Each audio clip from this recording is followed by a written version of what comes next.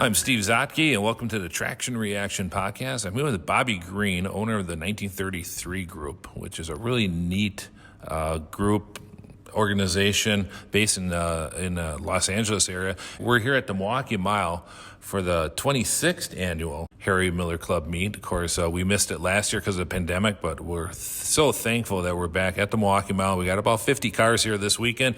And Bobby, welcome to the podcast. Thanks, Steve. Thanks for having me. Glad to be here. So let's meet Bobby Green. Bobby Green, we met the first time, I think, in 2019 when you were here, and you bought the Ralph De Palma car, which is one of my favorite. It's a two-man car, and for those who might be aware, there's two eras at the Indianapolis Motor Speedway or in AAA racing with two-man cars.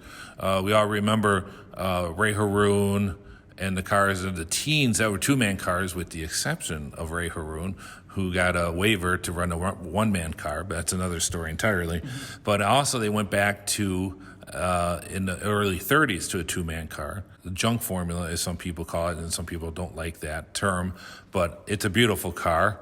And tell us, I guess, a little bit how you got into vintage cars and especially the Indy cars and on the Harry Miller side. Oh, yeah. Well, I've been into cars my whole life. You know, my first car was a 57 Chevy when I was 16. I didn't know a lot about old cars when I was a teenager because my dad really wasn't a car guy. All I knew was I wanted an old car. I didn't want anything new. And so I got a 57 Chevy. And so then that just led me on a whole life of, you know, hot rodding, custom cars, Indy cars and Miller cars are something that I think any car guy, any car person has to work your way up to, mm-hmm. Unless you're born into it or something.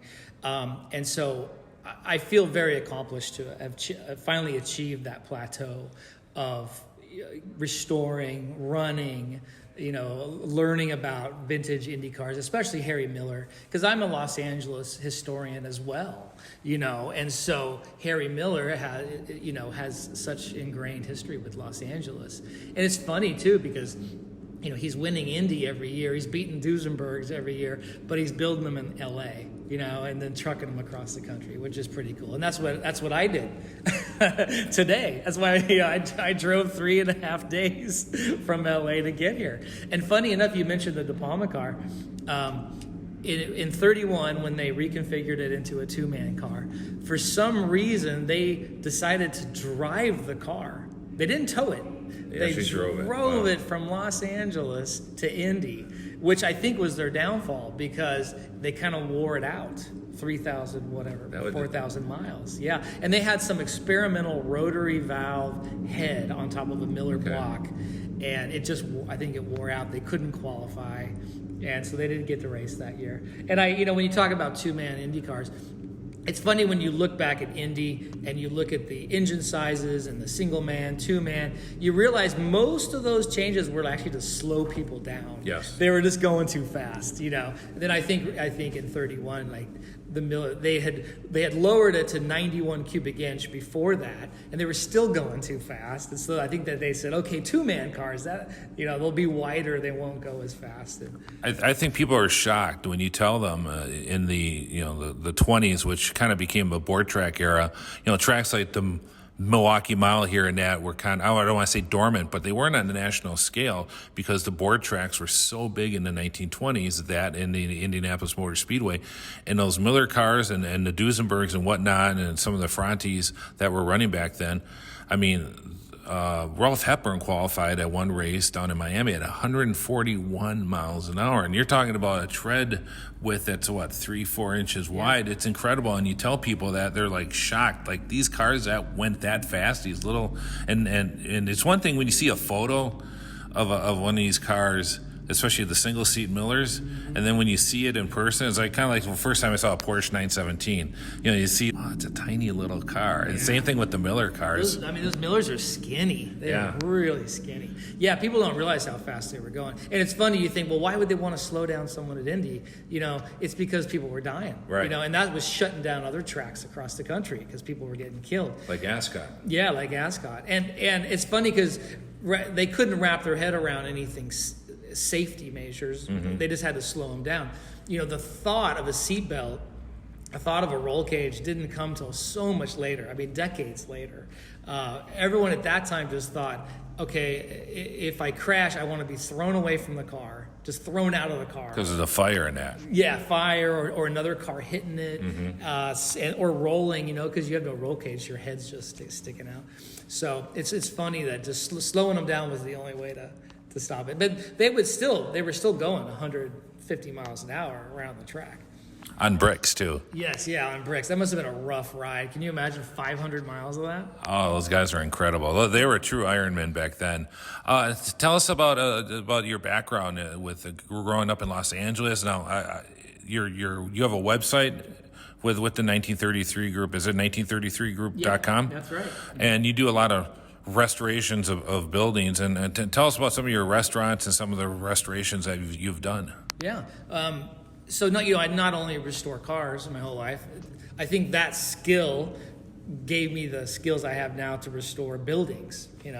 And so Los Angeles is unique to the world because we had this kind of movie set mentality where we would build crazy stuff, and we had the kind of LA's a young city.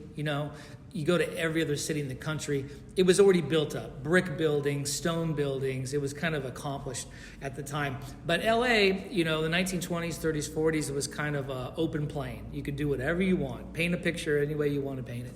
So guys, because of the automobile, right, guys were worried that customers weren't going to start seeing their businesses because they're moving so much faster by their business. Rather than riding a horse, now they're going on a Model T and then a Model A. So guys started building big things that you could see a block away. So a giant hat, like the Brown Derby. The Brown Derby is one of the most famous ones. A giant shoe, a giant barrel, a giant dog. Okay. And LA was covered in them. We had hundreds and hundreds of them. There's an amazing book called Beyond LA, and it's just filled with photographs of those buildings. So I got really into that. I got an opportunity to restore one of the last surviving ones in Los Angeles. It's a 2-story wooden barrel, giant whiskey barrel, and it was a restaurant back in 1941. It had been shuttered for 35, 40 years and just falling apart. And we were able to kind of get in there, get it saved, get it landmarked by the state, and restore the whole place. And then that led us on a restoration boom ourselves. So we restored the oldest bowling alley in LA, 1927 bowling alley. We restored the Formosa Cafe, which was where all the celebrities hung out, Chinese-themed place. Everyone from, Brando to Sinatra, to Chaplin, everyone, Marilyn Monroe, everybody hung out there. And right now we're restoring a famous icon of LA. It was a giant hot dog called the Tail of the Pup. And it was like anyone who was in LA in the, from 50s, 60s, 70s, 80s, 90s remembers this giant hot dog. 2005, it ended up disappearing, going into storage. And so we got it out of storage. We're restoring it. What is it made out of? It's actually half metal, and then half wooden plaster. Oh, okay. Yeah. So it survived quite well. Yeah. And because it was a thriving business, they were always fixing and upkeeping it. Sure. So it never really kind of crumbled into the ground. So it just needs a little bit of welding and metal work and some paint. Well, it's got to be very frustrating for you, especially being out in LA, because it's such a battle, it seems like, between progress and, what is considered progress and what is restoration, isn't it? Yeah, it is. It's a huge battle. Money always wins, anywhere in the world. Developers are able to tear down stuff that people fight to try to save. The preservation group is growing. It's getting a stronger voice all the time. They're actually,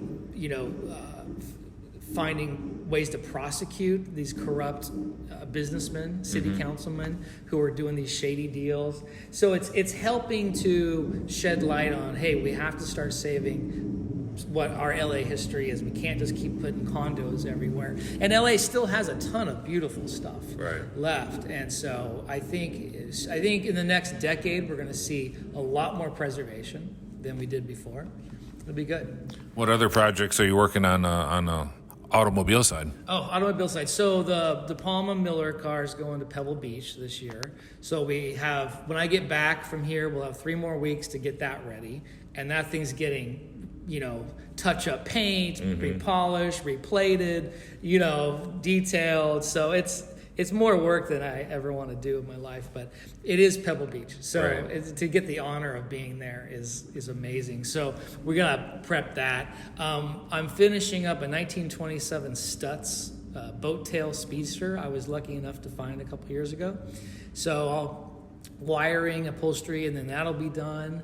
I recently found a Porsche Spider in a I saw the video of that. That is so cool. And that's on YouTube for those who are interested. Yeah, it was living in a shipping container since like the late 80s.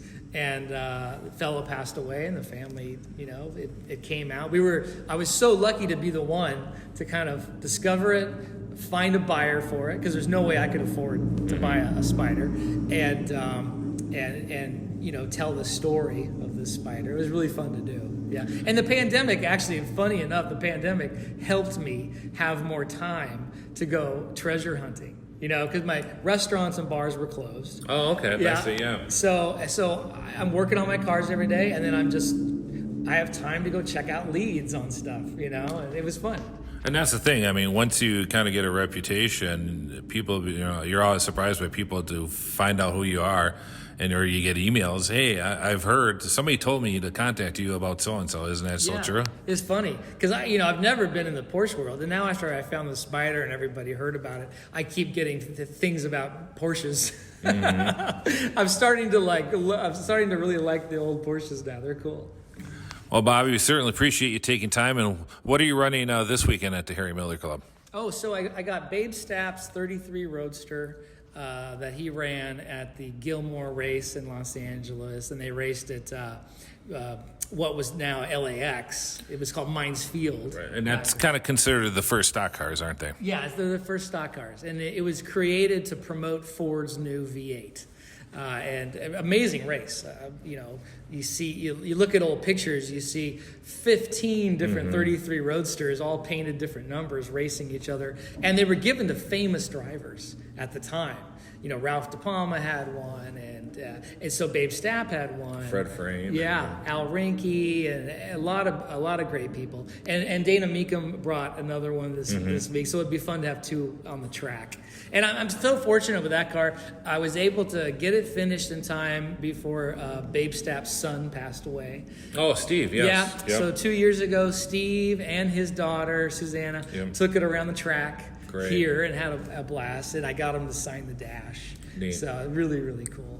Yeah, we certainly miss the Steve the Bopper Stapp. Just a treasure and wonderful stories about not only his dad, but even Steve too, one of the great sprint car builders of his time. Yeah, it's a shame to lose him. Yeah. If you ever want to dive deeper into the Bopper, talk to Joe Kerr. Yeah, because he really worked with him for years, and he built. I don't know if you've seen it. He built the most beautiful urn for Bob. I saw that. Yeah, it is just a piece of jewelry. It's incredible. So it's worth talking to him about. Can people look your stuff up online? Oh, yeah. So go to 1933group.com. And then my car stuff is Old Crow Speed Shop. I'm on Instagram, Facebook, website.